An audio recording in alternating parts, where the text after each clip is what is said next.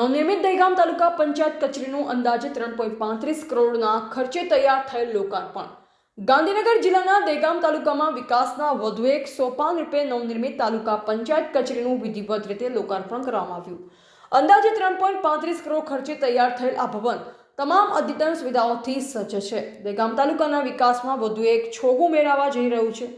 છેલ્લા ઘણા સમયથી જેની રાહ જોવાઈ રહી હતી તે નવનિર્મિત તાલુકા પંચાયત કચેરીનું લોકાર્પણ રાજ્ય સરકારના મંત્રીઓ અને સ્થાનિક લોકપ્રતિનિધિઓની ઉપસ્થિતિમાં ભવ્ય લોકાર્પણ કાર્યક્રમ ગુજરાત સરકારના મહેસૂલ, આપત્તિ વ્યવસ્થાપન, પંચાયત અને ગ્રામ ગૃહ નિર્માણ તેમજ ગ્રામ વિકાસ રાજ્યમંત્રી સંજયસિંહ મહેડાના વરદ હસ્તે કરવામાં આવ્યું.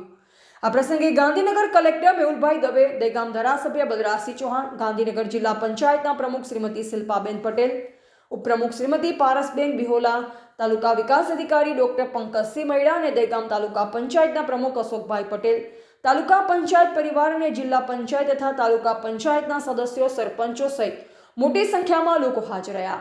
રિપોર્ટર દિનેશ ચંદ્ર શાહ, દહેગામ.